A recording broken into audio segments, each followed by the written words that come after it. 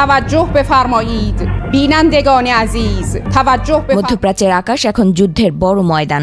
২৮ ফেব্রুয়ারি শুরু হওয়া রক্তক্ষয়ী সংঘাত আজ এক নাটকীয় মোড় নিয়েছে।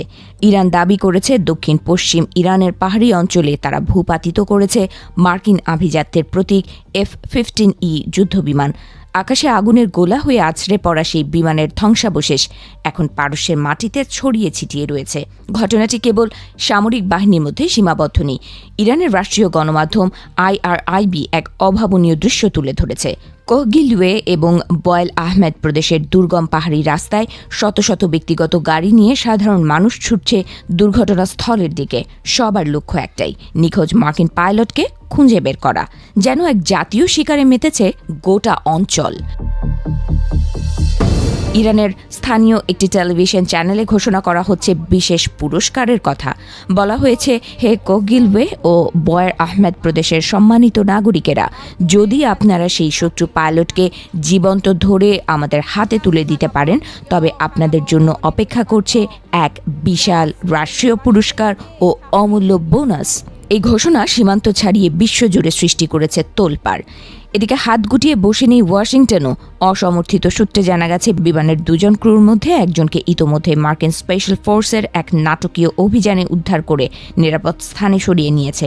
কিন্তু দ্বিতীয়জন অর্থাৎ সেই রহস্যময় পাইলট এখনও নিখোঁজ। তাকে ঘিরেই এখন শুরু হয়েছে দুই দেশের বাহিনীর মধ্যে এক অদৃশ্য সময়ের লড়াই। খবর ছড়িয়েছে যে ইরান কেবল একটি নয়, বরং অত্যাধুনিক F-35 স্টিলথ ফাইটারও ভূপাতিত করার দাবি করেছে। তাসনিম নিউজ এজেন্সি বিধ্বস্ত বিমানের কিছু ছবি প্রকাশ করে দাবি করেছে, পাইলটের বেঁচে থাকার সম্ভাবনা খুবই ক্ষীণ। তবে মার্কিন সেন্ট্রাল কমান্ড বরাবরই এই সব দাবিকে ভুয়া বলে উড়িয়ে দিয়ে বলছে তাদের সব বিমান সুরক্ষিত আছে। ইরানি টেলিভিশনের স্ক্রিনে বারবার ভেসে উঠছে এক বিতর্কিত ও ভয়ঙ্কর বার্তা, দেখা মাত্রই গুলি করুন। তবে তার ঠিক বিপরীত সুরও শোনা গেছে রাষ্ট্রীয় সম্প্রচার মাধ্যমে। সেখানে জনসাধারণকে সতর্ক করে বলা হয়েছে, পাইলটকে খুঁজে পেলেও যেন তার সাথে কোনো রকম দুর্ব্যবহার করা না হয়। অর্থাৎ এক অদ্ভুত দ্বিমুখী টানাপোড়েনের মধ্য দিয়ে যাচ্ছে ইরানের সমরনীতি।